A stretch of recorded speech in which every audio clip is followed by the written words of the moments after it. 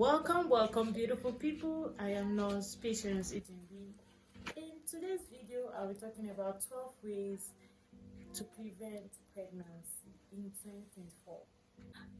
Contraception or preventing pregnancy is a topic that concerns most of us, if not all of us, worldwide. The major cause of pregnancy or the primary cause of pregnancy is due to unprotected intercourse or sex. In today's video, I'll be giving you 12 good ways in order to prevent pregnancy. But before I dive into that, if you have not hit the subscribe button, please kindly hit the subscribe button. And do not forget to turn on your notification bell to enable you get notification from us whenever a new video is up and not to miss any updates on this channel. For this particular video, I will be starting from the least effective to the most effective method of contraception. So the first method of contraception is the pull-out method. The pull-out method is that method in which the man tends to pull out his penis before ejaculation. Most men have bragged severally of how effective this method have actually been for them. But the rate of failure is actually very high because studies have shown that about 27% of every woman that have experienced this pull-out method with her male partner tend to report pregnancy positive. So you do not want to be or have such a kind of situation. The second is the cervical caps.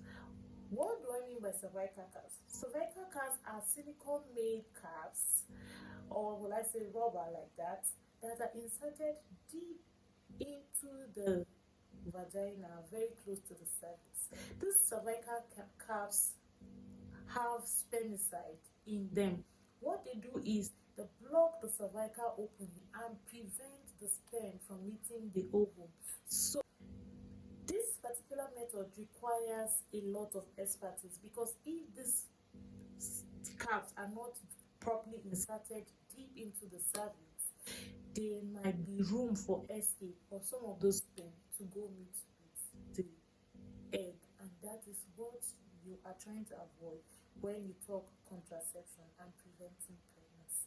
The effectiveness of this particular method in preventing pregnancy is about 75%, which is actually a good one, but still not good enough because for this particular cervical caps, for individuals who react to latex, for example, they tend to have reactions whenever they use this particular caps. So you have to know what works for you before actually going into this particular method.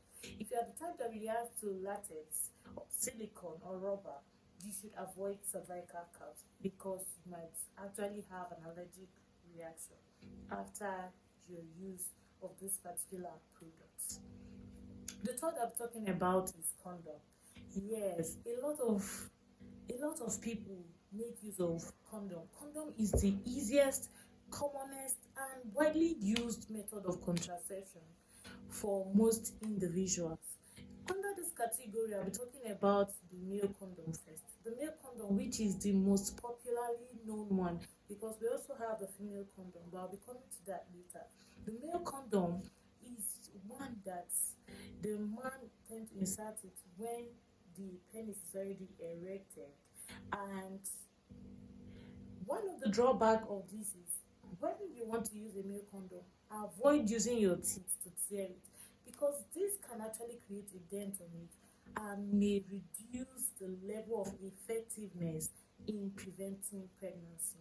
And also you try to check for your size, you know your right size, get the right size, and also check the expiring date to ensure what you are getting is the right size for you and it is still valid for use to prevent pregnancy. The effectiveness of condoms is about 80%, which is also a good one.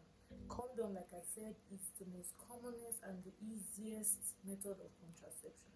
So the level of protection it gives is actually a good one. The fifth point I'm talking about is the female condom.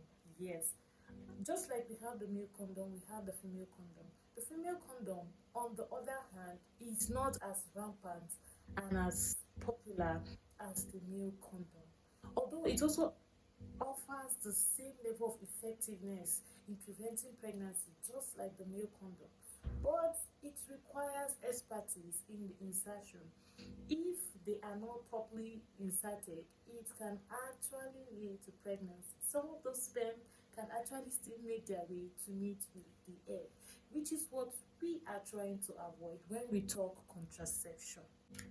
For individuals who have latex allergy, they can actually avoid those products, or they can go for products who have been tested and proven that they would not pose risks for allergy when used. Because the fifth point is the copper intrauterine device. Yes, the copper intrauterine device, they are T-shaped, and what they do is they are being inserted down into the cervix to the womb. What they do is they have this flank that looks like T-shape. What this T-shape does is prevent implantation one.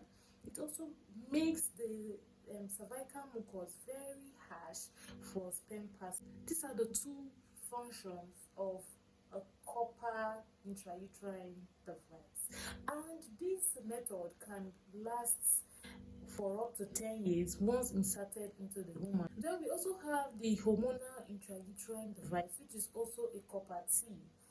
What this does is, just like the first one which I've mentioned, the copper intrauterine device, it is non-hormonal because there is this unfriendly reaction that the cervix or the cervical mucus have with copper. The hormonal copper T is one that is being made or formulated with chemicals that are being released, and this would prevent ovulation, it prevents implantation, and it also makes the cervical mucus very hard for passage of the sperm. For the hormonal intrauterine device, which is also a semblance of the copper T, you are to use for up to 5 years. After 5 years, there are options of 5 years and even more, depending on what you want. Once they are inserted into the womb, they can last for up to 5 years in the body of the woman before another one is being reinserted.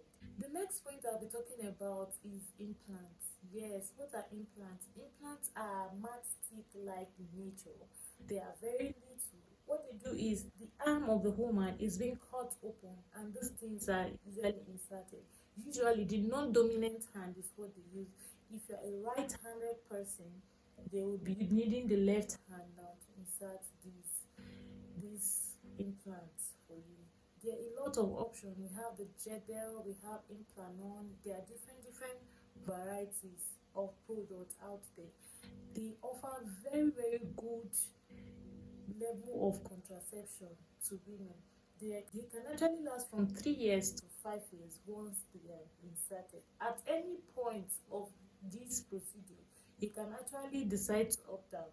Even after these rods or this matchstick rod like contraception have been inserted into your arm, if you decide to give birth, you can at any time go for a removal, and you wait till your body becomes normal, then you can actually take it and conceive. The level of effectiveness of implant is 99%.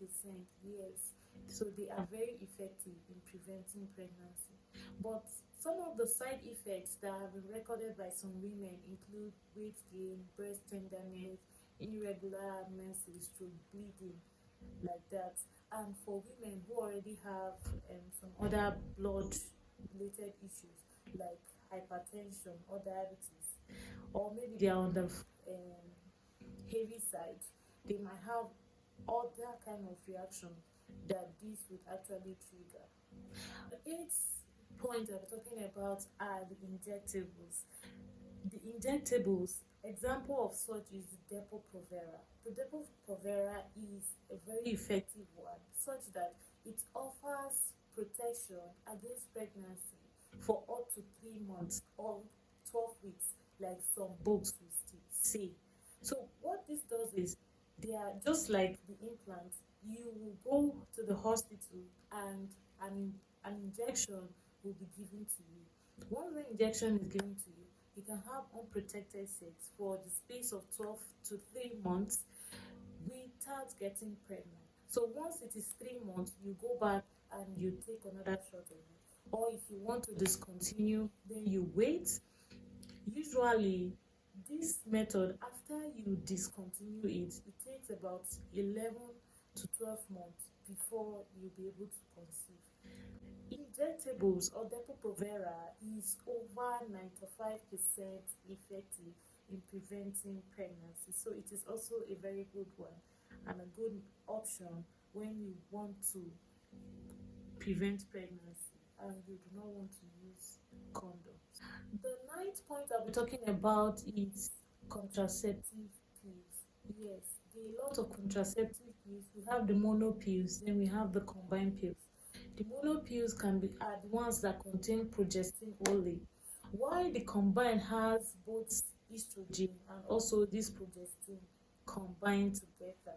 So for some people who actually have reactions to estrogen, they might actually go for the progestin only. And studies have shown that this oral contraceptive, they tend to reduce one likeliness of coming down with cervical cancer and even ovarian cancer. So this particular method of contraception is the one that requires that you take your contraceptive pills on a daily basis. So if you're the type that cannot actually keep to this routine of day-to-day taking of your pills, then this is not particularly for you.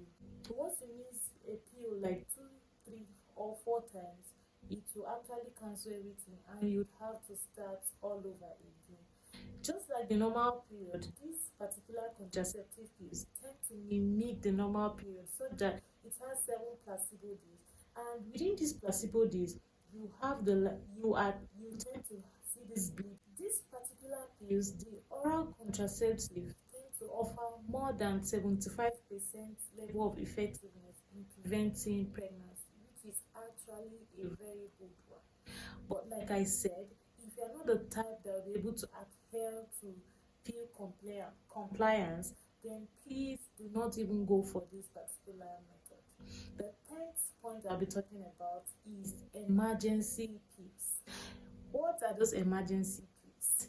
A lot of people these days tend to take these emergency pills like the normal paracetamol or vitamin C. It is very wrong. If you know you're the type that usually have sex often, these emergency pills is not supposed to be for you.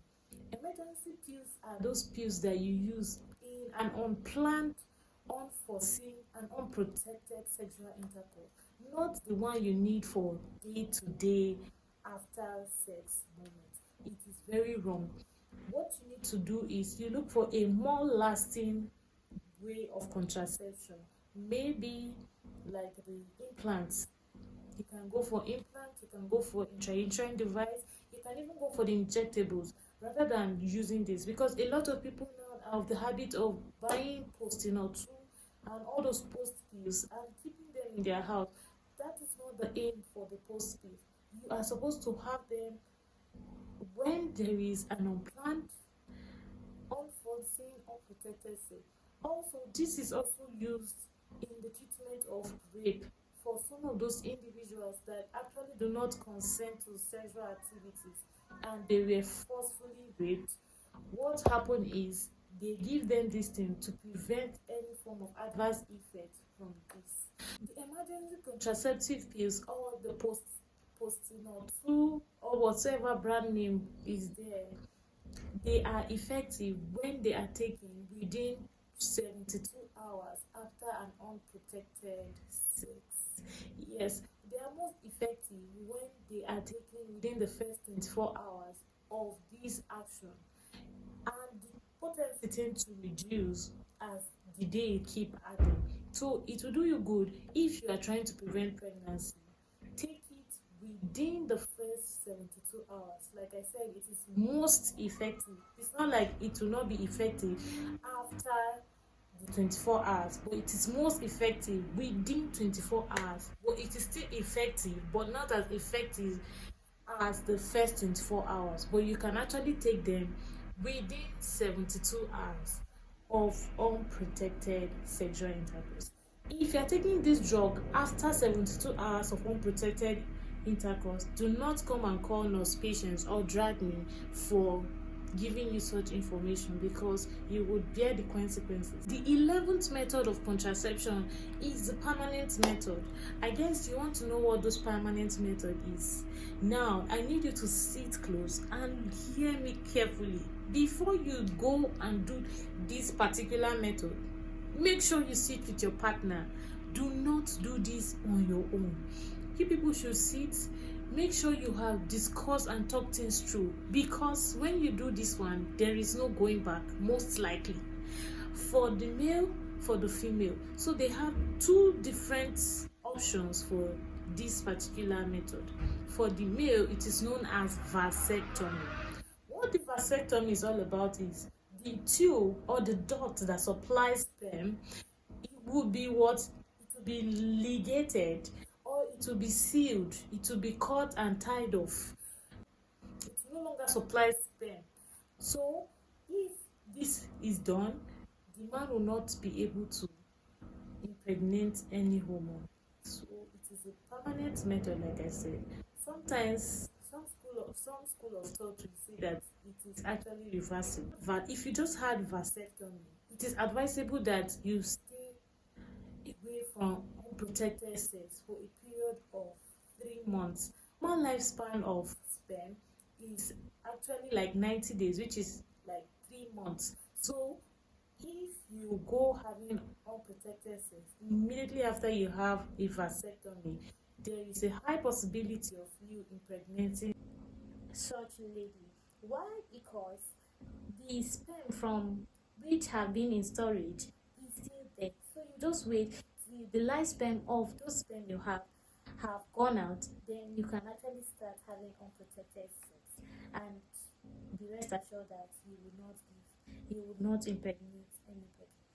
Then for the woman, her own permanent method is known as bilateral tubal ligation. The bilateral tubal ligation, what it does is the fallopian tube, usually the fallopian tube is long, and at the end is where the egg is being anchored, where it releases the egg during ovulation. What is done during bilateral tubal ligation is the fallopian tube is being there, they cut some part of it and they tie it up. So once they do that, what it does is it prevents ovulation. So such a woman will not be able to ovulate. And when there's no ovulation, where will there be egg before the sperm will actually come and meet me? Hello? So that is the importance or the catch for this particular method. So before doing this particular method, you need to sit down with your partner and discuss. Also, the level of effectiveness of this particular method is more than 99%. Yes, more than 99%. But before doing it, you people should talk things through, so that you will not put yourself in a tight situation. Most especially if you have not given birth to the desired number of children you want to have. Going for this particular method will not be a nice one. You can only do this when you are satisfied with the number of offspring you have, and you are saying that it is game over. I do not want to give birth. I do not want to have anything to do with delivery, pregnancy. Then the both of you can actually go for this particular method. The last point for this particular video is abstinence. Yes, I have said a lot from the beginning of this video, and I have come to the boss of this all. Abstinence. To avoid story that touches the heart. To avoid this one did not come, this one come, this one did not come, this one come.